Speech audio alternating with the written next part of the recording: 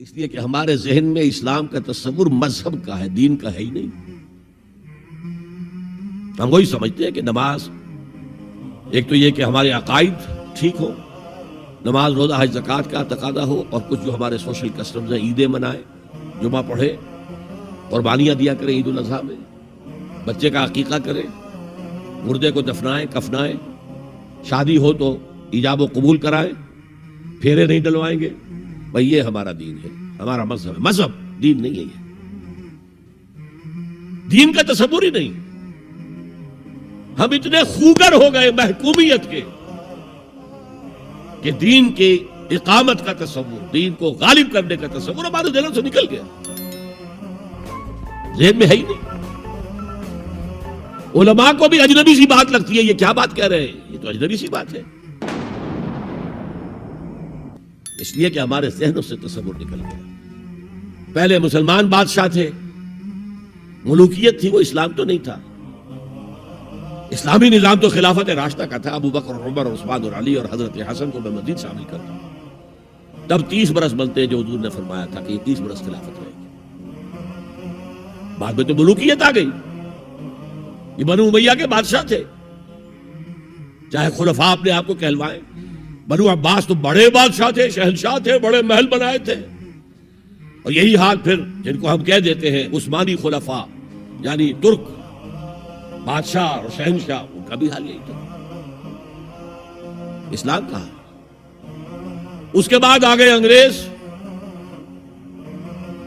نے کہا قانون ہمارا ہوگا، کرمنل لا ہمارا ہوگا، CRPC ہماری ہوگی، سول لا ہمارا ہوگا، نظام ہمارا ہوگا۔ ہاں نماز پڑھ سکتے ہو، روزہ رکھ سکتے ہو، ہمیں کوئی تمہارے مذہب سے کوئی دشمنی نہیں، بلکہ انگریز نے تو بڑی رعایت کی تھی۔ اس نے کہا تھا تم اپنے فیملی لاز بھی اپنی مرضی سے جیسے چاہو طے کرو۔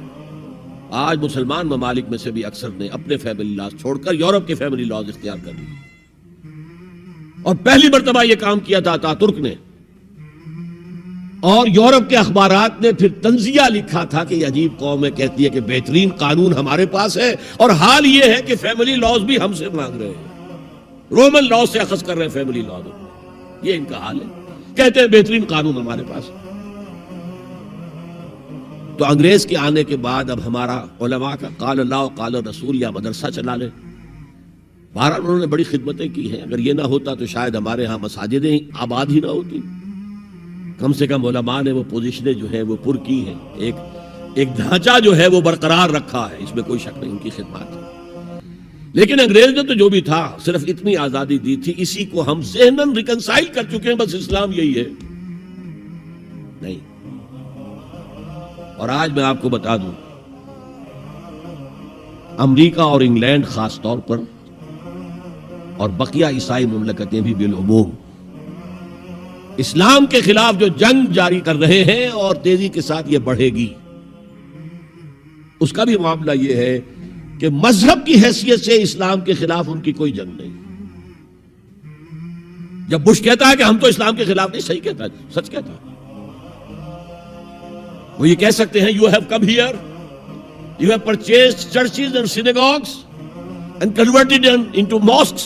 Did we object? تم یہاں آئے، تم نے چرچ خرید کے مسجد بنا لی، سینیگوگ یہودیوں کا خریدا اور مسجد بنا لی، ہم نے کبھی روکا تمہیں؟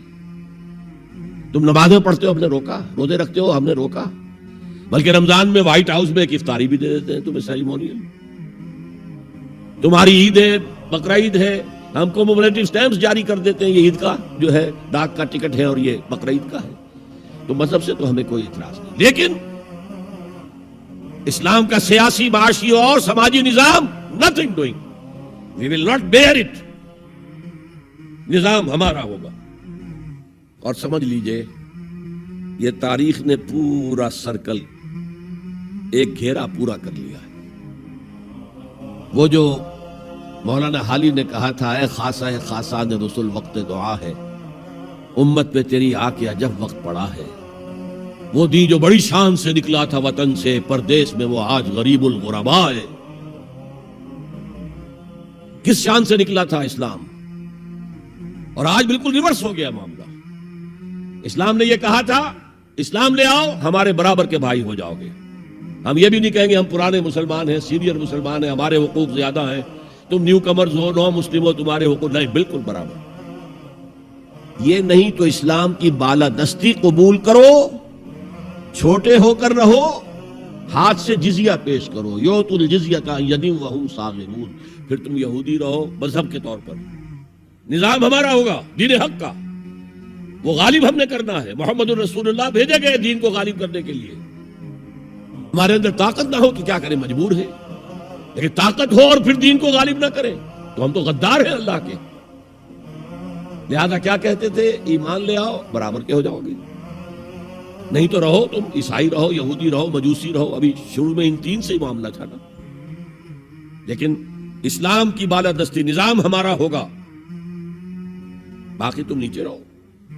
اور اگر یہ بھی منظور نہیں تو آؤ تلوار ہمارے اور تمہارے درمیان فیصلہ کرے گی. یہی بات تھی کہ نہیں؟ آج وہی بش کہہ رہا ہے نظام ہمارا ہوگا, اس نظام کے نیچے تم رہو, مسلمان رہو, ہندو رہو, عیسائی رہو, کچھ رہو. یہ بالکل برعکس کیفیت ہوگی. آج کا مسلمان جو ہے ان چیزوں سے اس لیے ذہناً غافل ہے کہ حضور کی اتنی تاکیدی حدیث انی آمرکم بخمس اللہ امرنی بہن بالجماعت والسمع والطاعت والہجرت والجہاد فی سبیل اللہ کبھی ممبر سے نہ سنائی گئی, نہ کبھی سنی گئی. اس لیے کہ یہ اس عمل کا نام ہے جو دین کو قائم کرنے کے لیے. چوتھا کام فرما